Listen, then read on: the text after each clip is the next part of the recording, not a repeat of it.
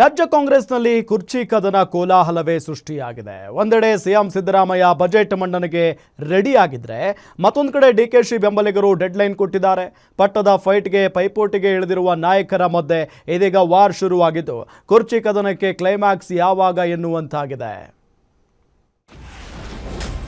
ಪಟ್ಟದ ಫೈಟ್, ಹೈಕಮಾಂಡ್ಗೆ ಡೆಡ್ಲೈನ್, ಬಗೆಹರಿಯದ ಬಿಕ್ಕಟ್ಟು.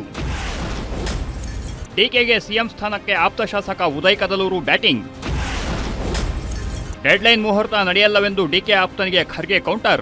ರಾಜ್ಯ ಕಾಂಗ್ರೆಸ್ನಲ್ಲಿ ನಾಯಕತ್ವ ಬದಲಾವಣೆ ಬಿಕ್ಕಟ್ಟು ದಿನೇ ದಿನೇ ಜಟಿಲವಾಗ್ತಿದೆ. ಒಂದೆಡೆ ಸಿಎಂ ಸಿದ್ದರಾಮಯ್ಯ ಮಾರ್ಚ್ 6ರಂದು ಬಜೆಟ್ ಮಂಡನೆ ಮಾಡಲು ರೆಡಿಯಾಗಿದ್ದಾರೆ. ಇನ್ನೊಂದೆಡೆ ಡಿಸಿಎಂ ಡಿಕೆ ಶಿವಕುಮಾರ್ ಆಪ್ತರು ಅಧಿಕಾರ ಹಂಚಿಕೆಗೆ ಪಟ್ಟು ಹಿಡಿದು ಹೈಕಮಾಂಡ್ಗೆ ಡೆಡ್ಲೈನ್ ಕೊಟ್ಟಿದ್ದಾರೆ. ವಾರದೊಳಗೆ ನಾಯಕತ್ವ ವಿಚಾರ ಇತ್ಯರ್ಥವಾಗದಿದ್ರೆ ದೆಹಲಿ ಹೈಕಮಾಂಡ್ ಮುಂದೆ ಪರೇಡ್ ನಡೆಸುವುದಾಗಿ ಬೆದರಿಕೆ ಹಾಕಿರೋದು ಕೈಪಾಳಯದಲ್ಲಿ ಕದನಕ್ಕೆ ಕಾರಣವಾಗಿದೆ.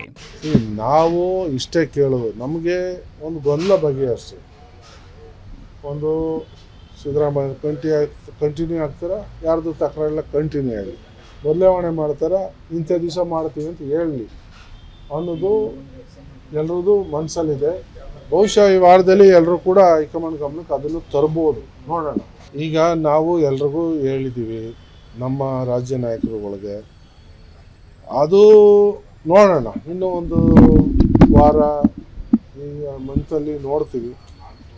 ಇಲ್ಲ ಇದೇನೋ ಬಗೆಹರಿಯಲ್ಲ, ಇವರು ಯಾರು ಆಸಕ್ತಿ ತೋರಲ್ಲ ಅಂದರೆ ನಾವೇ ಹೋಗಿ ನೇರವಾಗಿ ಹೈಕಮಾಂಡ್ ಮೇಲೆ ಒತ್ತಾಯ ಮಾಡ್ತೀವಿ. ಅಧಿಕಾರ ಹಂಚಿಕೆ ಒಪ್ಪಂದ ಪ್ರಕಾರ ನಾಯಕತ್ವ ಬದಲಾವಣೆ ಆಗಲೇಬೇಕು ಅಂತ ಡಿಕೆಶಿ ಆಪ್ತರು ಪಟ್ಟು ಹಿಡಿದಿದ್ದಾರೆ. ಆದರೆ ಕೈಪಡೆಯಲ್ಲೇ ಕುರ್ಚಿ ಕದನ ಬಣ ಬಡಿದಾಟಕ್ಕೆ ಸಾಕ್ಷಿಯಾಗಿದೆ. ಒಂದೆಡೆ ಡಿಕೆಶಿ ಆಪ್ತ ದೆಹಲಿ ಹೈಕಮಾಂಡ್ಗೆ ಡೆಡ್ಲೈನ್ ಕೊಟ್ಟಿರುವುದಕ್ಕೆ ಸಚಿವ ಪ್ರಿಯಾಂಕ್ ಖರ್ಗೆ ಕಿಡಿಕಾರಿದ್ದಾರೆ.